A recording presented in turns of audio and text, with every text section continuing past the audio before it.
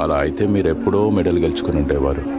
Hanya karena mengucapkan, "Selamat, kamu melahirkan seorang anak perempuan." Detik berikutnya, pria itu langsung dibanting keras ke tanah. Sebab di India, hal yang paling tidak dihormati bagi seorang laki-laki dewasa adalah ketika ia memiliki anak perempuan. Sebaliknya, jika lahir anak laki-laki, orang akan membagikan permen untuk merayakannya. Malangnya bagi Mahavir, semua keberuntungan seolah menolak datang. 3 anak sebelumnya semuanya perempuan. Demi memastikan anak keempat adalah laki-laki, ia keliling desa mencari ahli. Ada yang menyuruh istrinya memberi makan roti jagung pada sapi hitam dengan tangan kiri. Ada yang memintanya menyumbangkan emas setiap hari. Bahkan ada yang mengatur bahwa mereka hanya boleh berhubungan di hari Minggu. Apapun metode aneh itu, Mahavir lakukan semua tanpa ragu. Karena itulah, ketika istrinya melahirkan, seluruh desa justru lebih gelisah daripada Mahavir sendiri. Berharap bayi itu laki-laki agar mereka bisa mengklaim jasanya. Namun hasilnya tetap sama, seorang anak perempuan lagi. Para ahli itu hanya bisa saling pandang dengan wajah malu. Mahavir begitu mendambakan anak laki-laki, bukan karena ia meremehkan perempuan, melainkan karena ia pernah menjadi juara gulat nasional saat berusia 19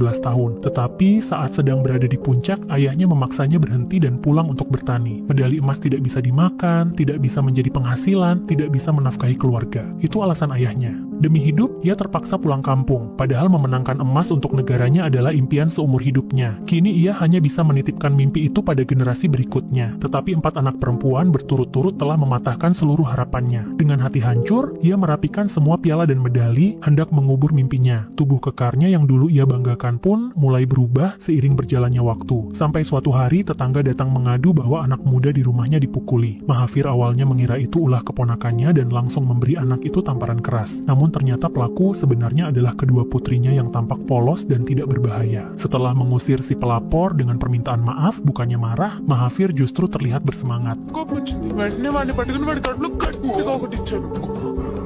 ఈలోగా ఇంకొకటి నుంచి ముందుకొచ్చాడు. నేను ఆడి చుట్టు పట్టుకొని కిందకి తోసి పడేశాను. వీపు మీద గుద్దుకుతాను.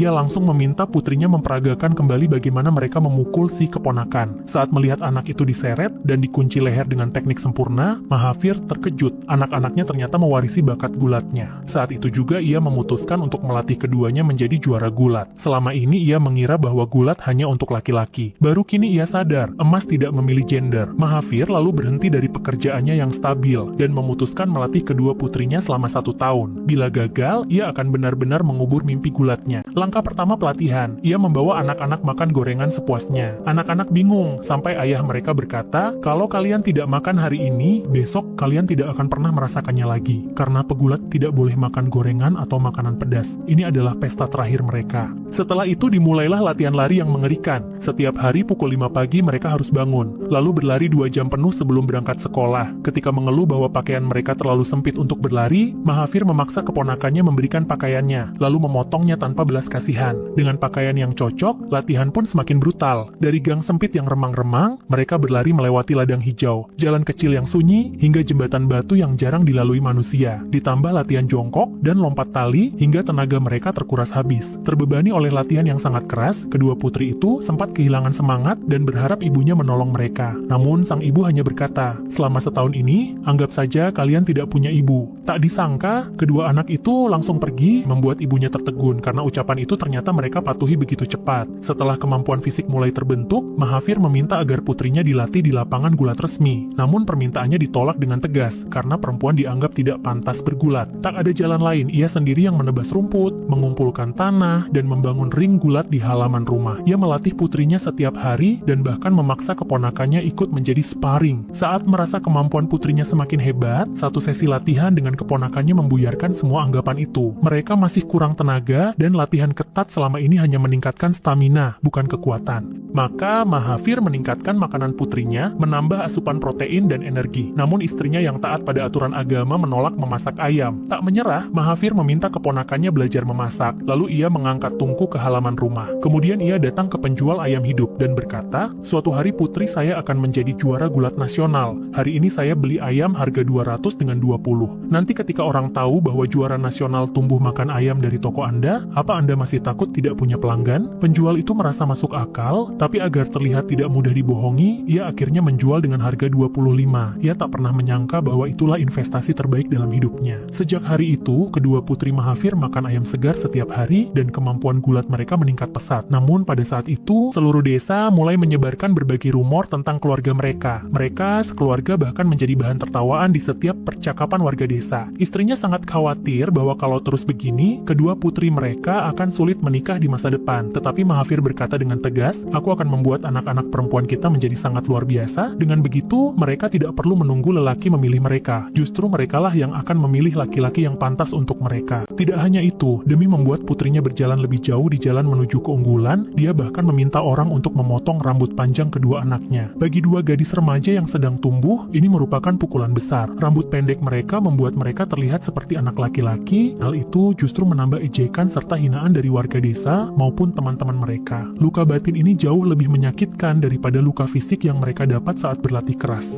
Di bawah tekanan ganda seperti ini, dua bersaudara tersebut akhirnya memutuskan untuk melakukan perlawanan, sebuah revolusi tanpa suara untuk melawan aturan ayah mereka. Mereka menunda jam alarm ayah agar terlihat seolah-olah mereka bangun lebih awal dan sudah selesai berlatih. Saat latihan, mereka sengaja mematikan lampu arena latihan atau pura-pura cedera agar tidak perlu melanjutkan. Bahkan ketika latihan dengan sepupu yang menjadi sparring, mereka langsung menjatuhkan diri ke tanah sebelum disentuh, berpura-pura kalah. Mahavir melihat semua itu dengan jelas, tetapi ia tetap diam. Ia memilih tidak menegur, hanya mengamati dengan sabar. Namun ketika dua gadis itu merasa telah memenangkan revolusi mereka, sebuah pernikahan teman dekat justru membuat mereka tersadar akan alasan dibalik kerasnya didikan sang ayah. Ya, di gedung pernikahan, semua orang tampak bersukacita, musik bergema, tarian meriah, makanan berlimpah, dan tamu undangan bersukaria. Namun pengantin perempuan, yang baru berusia 14 tahun, duduk dengan wajah pucat tanpa senyum, tanpa harapan. Masa remajanya bahkan belum dimulai, namun ia sudah dipaksa menikah, segera mengurus rumah, memasak, melahirkan anak, dan menjalani kehidupan yang telah ditentukan orang lain. Bahkan ia tidak mengenal siapa calon suaminya. Dan itulah takdir sebagian besar perempuan di India. Kalian itu beruntung. Setidaknya ayah kalian peduli. Setidaknya ayah kalian menganggap kalian sebagai anak-anak yang punya masa depan. Ia bertahan menghadapi ejekan, cibiran, dan bertarung melawan seluruh pandangan dunia, hanya agar kedua putrinya mendapat masa depan yang lebih terang, dan kesempatan untuk menentukan takdir mereka sendiri. Mendengar itu, kedua putrinya pun menangis dan akhirnya memahami maksud baik ayah mereka. Sejak hari itu, mereka kembali bangun setiap pagi menjelang fajar, memulai latihan keras tanpa keluhan. Semua keringat dan air mata yang tertumpah perlahan menumbuhkan kekuatan yang suatu hari akan mekar seperti bunga mawar dari tanah yang beku. Benar saja, setelah beberapa waktu, Gita sang kakak mulai menunjukkan perkembangan luar biasa. Kekuatan dan tekniknya meningkat pesat hingga melampaui sepupu laki-lakinya. Ia bahkan mampu menjatuhkannya tanpa kesulitan. Melihat potensi itu, Mahavir langsung membawa Gita ke kota kecil untuk mengikuti kompetisi. Saat petugas pendaftaran mendengar bahwa peserta adalah seorang gadis, mereka langsung menyuruh mereka pergi. Namun ketika panitia mengetahui hal itu, ia justru melihatnya sebagai daya tarik besar dan segera mempromosikannya. Dalam sekejap, berita tentang gadis melawan anak laki-laki menyebar ke seluruh kota. Arena yang biasanya sepi mendadak penuh sesak. Walau hampir semua penonton datang untuk melihat Gita dipermalukan, hasilnya justru berkebalikan. Gita memilih lawan terkuat, laki-laki berbadan besar. Ia menyerang tanpa gentar, bahkan beberapa kali berhasil membanting lawan. Akan tetapi, perbedaan kekuatan fisik membuatnya tetap kalah dalam teknik akhir. Meskipun kalah, Gita justru menang dalam kehormatan. Sorakan ejekan berganti menjadi tepuk tangan meriah. Panitia bahkan memberikan hadiah khusus sebesar 50 rupiah, lebih besar dari hadiah untuk pemenang yang hanya 20 rupiah. Meskipun kalah, Gita tidak bisa tidur malam itu. Ia justru mencari ayahnya dan bertanya, kapan pertandingan berikutnya? Mahavir tersenyum bangga karena ia tahu putrinya telah jatuh cinta pada olahraga ini dan memiliki semangat pantang menyerah. Sejak itu, perjalanan kemenangan Gita dimulai. Ia memenangkan banyak pertandingan hingga tangannya hampir pegal menerima piala. Ia bahkan memiliki penggemar yang mengikuti setiap pertandingannya dan setiap kali masuk arena, ia disambut seperti seorang bintang. Pemilik toko ayam pun memanfaatkan popularitasnya dan memasang poster Gita untuk menarik pelanggan. Adiknya juga ikut bertanding dan semua anak laki-laki pun dijatuhkannya dengan mudah. Dua bersaudara itu menjadi legenda kecil di daerah mereka, dinding rumah mereka penuh dengan piala dan medali. Guru sekolah percaya bahwa Geta pasti akan membawa kejayaan bagi sekolah dalam kejuaraan nasional remaja. Namun dalam pertandingan resmi, aturan dan tekniknya berbeda. Mereka membutuhkan matras khusus untuk latihan. Ketika Mahathir mengajukan dana ke kantor olahraga, ia ditolak mentah-mentah. Kantor tersebut memang terkenal dengan sistem birokrasi yang tertutup, tapi tidak ada yang bisa menghentikan tekad seorang ayah. Di rumah, Mahathir meminta sepupunya menyumbangkan semua kasur di rumah untuk dijadikan matras di atap rumah. Ia lalu menjelaskan seluruh aturan gulat modern. Menyentuhkan lutut lawan ke tanah sama dengan 1 poin, membuat punggung lawan menyentuh matras sama dengan 2 poin, melempar lawan dari posisi berdiri dan menjatuhkan punggungnya sama dengan 3 poin. Meskipun teknik 5 poin sangat sulit dilakukan, namun bukan berarti mustahil. Untuk mendapatkannya, atlet harus membanting lawan setinggi lengkungan pelangi dan membuat punggung lawan mendarat tepat di atas matras pada saat yang sama. Mahathir hendak menggunakan sepupunya untuk memperagakan teknik tersebut, namun si sepupu ketakutan sampai gemetar dan langsung menolak. Tak lama kemudian, Gita pun benar-benar naik ke arena gulat profesional, menghadapi pertandingan resmi pertamanya. Dalam kejuaraan gulat remaja nasional, ia tampil luar biasa. Ia menang tanpa henti, menaklukkan para gadis bertubuh kuat, bahkan mengalahkan anak laki-laki yang kekar dan berotot. Dalam kejuaraan pemuda selanjutnya, hasilnya tak berbeda. Gita melibas semua lawan dan meraih gelar juara tanpa perlawanan berarti. Prestasi itu juga membuat pemilik toko ayam kaya mendadak, karena poster Gita menarik banyak pelanggan. Waktu pun berlalu, usia 14 tahun berganti menjadi 18. Usia dewasa bagi seorang atlet putri. Di arena gulat, ia kembali tampil tanpa ampun, mematahkan setiap serangan lawan dan akhirnya meraih gelar juara nasional yang selama ini ia impikan. Dengan kemenangan itu, ia resmi menyamai rekor ayahnya di masa muda. Ketika Gita pulang ke desa dengan disambut bunga dan sorakan warga, para wanita yang sedang duduk di balkon menatapnya penuh iri dan kagum. Mereka seakan mengagumi seseorang yang berhasil membebaskan diri dari nasib yang selama ini mengurung jiwa para perempuan desa. Mereka tak bisa pergi, tapi Gita berhasil bangkit dan meraih kebebasannya. Mahathir berkata kepada Gita,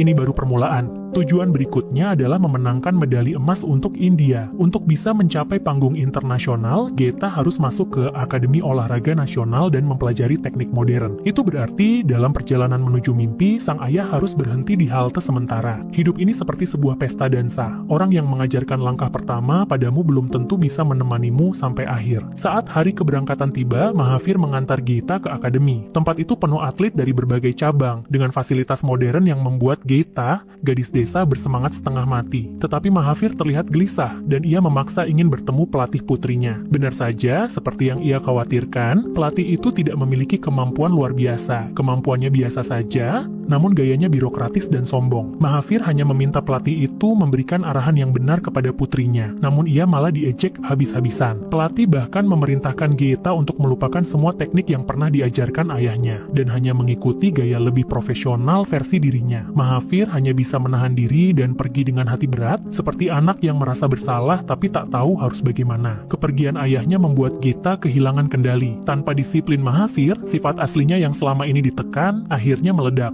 Ia masih berlatih, tetapi hanya sekadar menjalankan tugas. Sisanya ia habiskan untuk mengikuti idolanya, makan makanan gorengan yang dilarang atlet, dan bahkan memanjangkan rambut serta mengecat kuku demi terlihat lebih cantik. Saat pulang kampung, penampilannya berubah drastis sampai membuat ibunya terkejut. Geta berkata bahwa ayahnya selama ini salah. Menurutnya, latihan harus bebas dan menyenangkan. Ia menegaskan bahwa meski makan sembarangan dan menonton film setiap hari, ia tetap menjadi petarung top nasional, bahkan berhasil lolos ke pertandingan internasional di Sydney. Menghadapi anak yang kini merasa dirinya sudah hebat, Mahathir hanya bisa berkata pelan, "Bagus kalau begitu." Keesokan harinya, saat melihat adiknya melatih gulat di halaman rumah, Geta berkata dengan sombong, "Metode ayah sudah ketinggalan zaman." Kalimat itu terdengar jelas oleh Mahathir yang baru saja datang. Ia langsung marah dan meminta Geta menunjukkan teknik barunya. Hasilnya, Geta justru dipelintir dan dijatuhkan dengan mudah. Malu dan kesal, Geta berkata, "Aku tadi belum siap." Dan akhirnya ia menantang ayahnya bertanding sungguhan. Pertarungan pun terjadi. Pada awalnya, Mahathir unggul karena pengalaman, namun tubuhnya sudah tidak sekuat dulu. Beberapa ronde saja membuatnya terengah-engah, hingga akhirnya ia terjatuh, namun Gita mengabaikannya. Gita bangkit dengan kebanggaan yang berlebihan dan berjalan pergi tanpa peduli pada hati ayah yang telah mencurahkan seluruh hidup untuknya.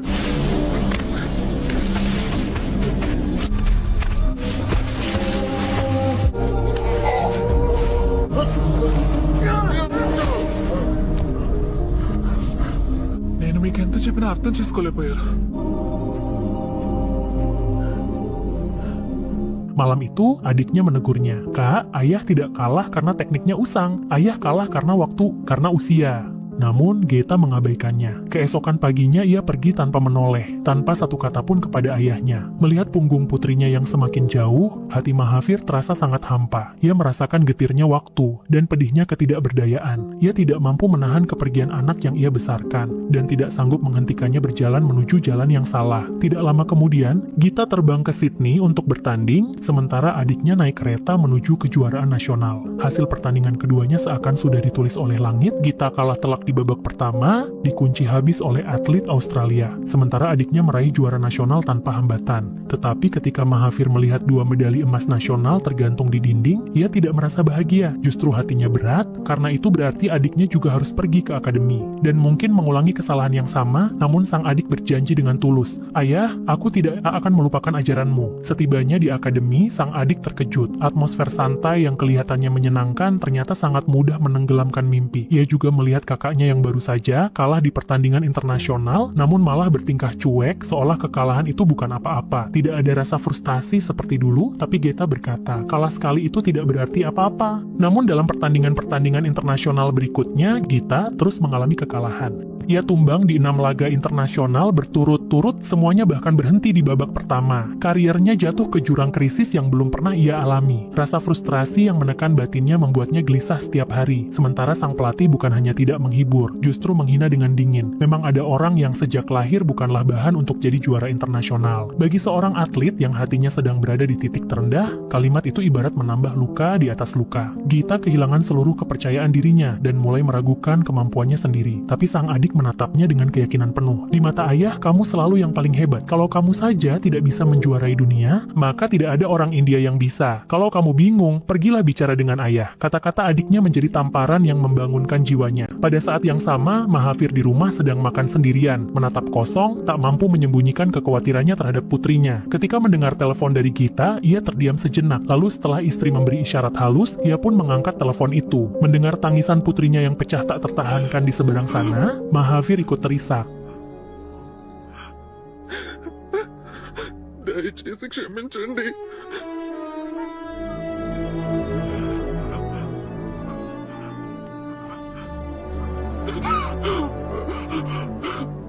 Seluruh kemarahan bertahun-tahun lenyap begitu saja di tengah suara tangis itu. Tak lama kemudian, perhelatan besar, Commonwealth Games ke-19, akan segera dimulai. Sebagai tuan rumah, India menargetkan emas, dan bagi Geta, ini adalah kesempatan untuk membuktikan dirinya kembali. Ia pun menenangkan hati, mencoba fokus menjalani latihan pra-pertandingan. Namun sang pelatih justru memerintahkannya untuk menurunkan berat badan 4 kg dan berlaga di kelas yang lebih ringan. Dalam olahraga gulat, keseimbangan antara kekuatan, kelincahan, dan kecepatan adalah nyawa pertandingan. Mengubah berat badan sembarangan berarti menghancurkan seluruh fondasi yang telah dilatih bertahun-tahun dan berpotensi membuat kerja kerasnya menjadi sia-sia. Menyadari bahaya itu, Mahavir langsung memerintahkannya melalui telepon untuk tidak menurunkan berat badan. Malam itu juga, ia berkemas dan memutuskan pergi sendiri untuk membimbing putrinya secara diam-diam. Keponakannya ikut memaksa ikut dengan alasan akan membantu memasak. Mereka tiba di Patiala, tempat Institut Olahraga Nasional berada, dan menyewa kamar murah di lantai teratas sebuah bangunan tua. Setelah beres, mereka segera menemui Gita. Dalam pertemuan itu, Mahavir memutuskan membuka kembali pelatihan khusus untuk kedua putrinya. Ketika kalimat "besok pagi jam 5, temui aku" keluar dari mulut ayah mereka, Gita dan adiknya seketika merasa seolah kembali ke masa kecil, masa ketika semua dimulai. Masih ada ketegasan ayah yang sama, masih ada masakan ayam sederhana dari panci kecil, masih ada kasur tipis di atap bangunan yang berubah menjadi arena latihan kecil. Semua kenangan itu kembali menguatkan mereka. Jika memori merupakan kompas, maka langkah kaki menuju masa depan menjadi lebih mantap. Setiap tetes keringat adalah tabungan keberuntungan, dan setiap ketekunan kelak dibalas oleh waktu.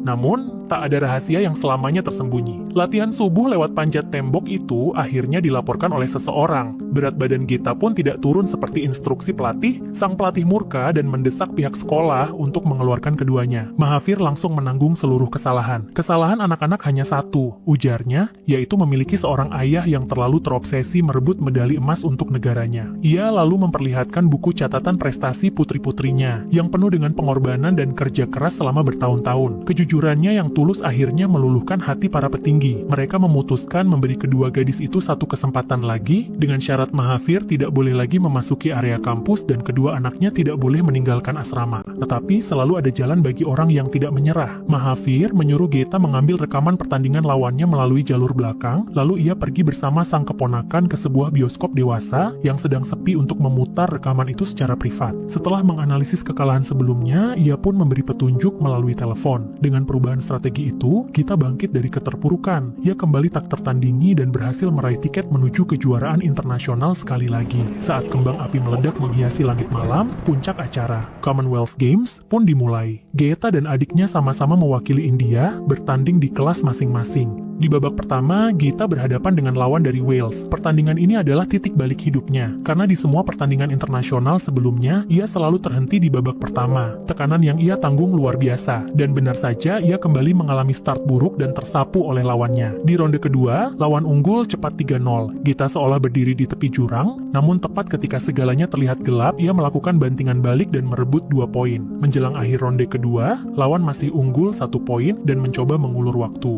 Geta tidak menyia-nyiakan kesempatan, sebuah over-the-shoulder throw membuatnya merebut 3 poin dan ia menang tipis. Skor menjadi 1 sama dengan 1.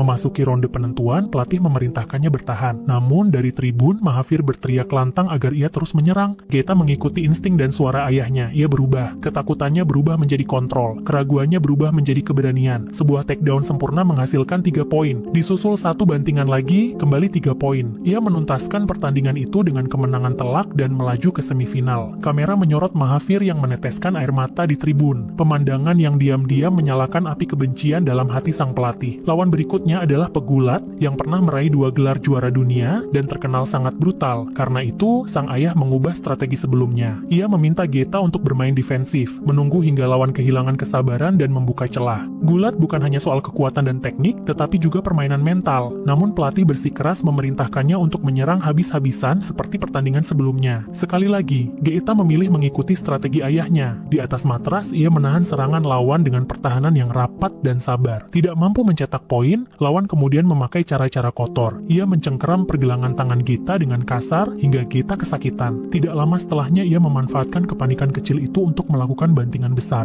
yang membuat Geta kalah di ronde pertama. Pelatih terus berteriak agar ia segera menyerang, tapi Mahavir memberi isyarat agar putrinya tetap bertahan. Di ronde kedua, Geta tetap bermain defensif. Pertandingan berlangsung sengit sama kuat. Setelah berkali-kali mencoba menembus pertahanan namun gagal, lawan akhirnya kehilangan fokus dan mulai bertindak ceroboh. Melihat itu, Geta dengan cepat mengeksekusi bantingan kuat yang membuatnya memenangkan ronde kedua. Di ronde ketiga, kedua atlet menjadi sangat berhati-hati. Hasilnya seri. Dalam situasi seri, pertandingan dilanjutkan dengan sistem tie break yang disebut pahlawan penentu, di mana salah satu atlet mendapat kesempatan menyerang, sedangkan yang bertahan harus rela kakinya dipeluk lawan. Jika dalam 30 detik penyerang berhasil mencetak poin, ia menang. Jika gagal, giliran berganti. Secara teori, pihak yang bertahan bisa membalikan keadaan, tetapi hampir tidak pernah terjadi. Dengan kata lain, siapapun yang mendapat kesempatan menyerang memiliki peluang menang yang jauh lebih besar. Sayangnya, keberuntungan tidak berpihak kepada Geta. Ia mendapat posisi bertahan. Ketika lawan memeluk kakinya, seolah seluruh dunia mendadak hening. Lawan lalu mengangkat tubuh Geta sangat tinggi, seakan hendak menghantamkannya ke matras dengan keras. Namun pada detik jatuhnya, Geta memutar tubuh, menyesuaikan titik berat secara sempurna. Ia bukan hanya berhasil mendarat dengan stabil, tetapi juga berputar ke belakang lawan dan melancarkan serangan balik yang nyaris mustahil terjadi. Seluruh stadion langsung bergemuruh. Geta berteriak dengan penuh kekuatan, pekikan kemenangan yang mengguncang ruangan. Dalam jumpa pers setelah pertandingan, pelatih dengan cepat mengklaim bahwa kemenangan itu terjadi karena taktiknya. Namun Geta menyangkal dengan lantang, semua kemenangan ini adalah berkat ayah saya.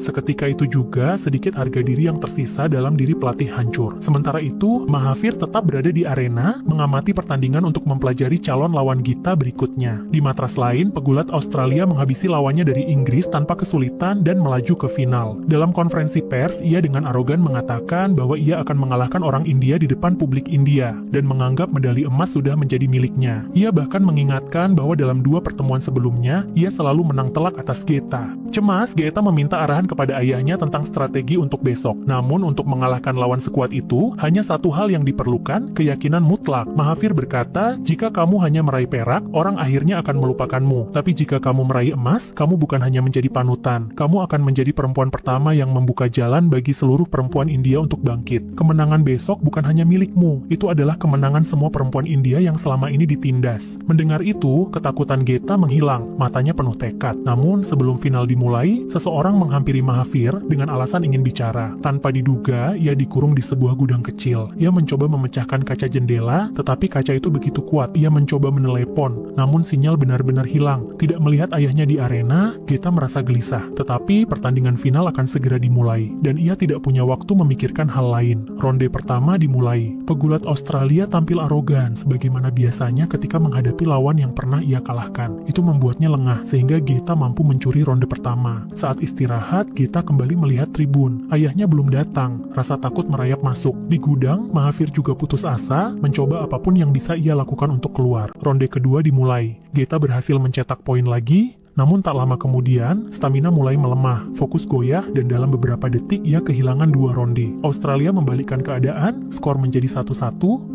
Di awal ronde penentuan, lawan tampil garang dan menyerang bertubi-tubi. Geta hanya bisa bertahan, tidak sempat membalas, sisa waktu tinggal 22 detik dan Geta tertinggal 4 poin. Hampir mustahil mengejar, namun tepat di saat harapan memudar, ingatan masa kecilnya muncul. Ketika ia hampir tenggelam, ayahnya menyelamatkannya dan berkata, "Aku tidak bisa selalu berada di sana untuk menyelamatkanmu. Kadang kamu harus menyelamatkan dirimu sendiri." Ia juga teringat strategi 5 poin, gerakan berisiko tinggi, tipu daya kecil untuk mengelabui lawan, lalu menyerang dari sisi berlawanan. Geta melakukannya. Ia mengangkat lawannya tinggi-tinggi. Tubuh mereka membentuk lengkungan seperti pelangi. Dalam detik-detik terakhir, punggung lawan menghantam matras. Geta memperoleh 5 poin. Penentu kemenangan. Ia menyalip 4 poin kekalahan itu dan memenangkan medali emas. Sebuah keajaiban yang tidak pernah dibayangkan siapapun. Geta berbaring di atas matras sambil menangis penuh emosi, lalu berlutut dan mencium tempat ia bertarung. Ia kemudian memeluk adiknya dengan erat. Pada upacara penghormatan yang khidmat, Geta menatap bendera negaranya sambil mendengarkan lagu kebangsaan berkumandang. Ketika sang ayah yang terperangkap di gudang tiba-tiba mendengar lagu kebangsaan berkumandang, ia langsung mengerti. Putrinya telah meraih kemenangan. Dalam sekejap, seluruh kesedihan dan kepahitan berubah menjadi kebahagiaan yang meledak karena kesuksesan itu. Tepat pada saat itu, seorang petugas kebersihan yang datang mengambil barang menemukannya. Begitu keluar, sang ayah langsung berlari sekuat tenaga menuju arah putrinya. Saat Gita yang sedang diwawancarai melihat sosok ayahnya, ia pun seketika menjatuhkan bunga di tangannya, meninggalkan pelatihnya, dan berlari tanpa ragu menuju ayahnya. Pada momen itu, keduanya saling menatap, namun tak sepatah kata pun terucap. Melihat medali emas yang selama ini menjadi mimpi mereka, sang ayah akhirnya berkata kalimat yang paling diimpikan putrinya, "Sabash," yang berarti hebat.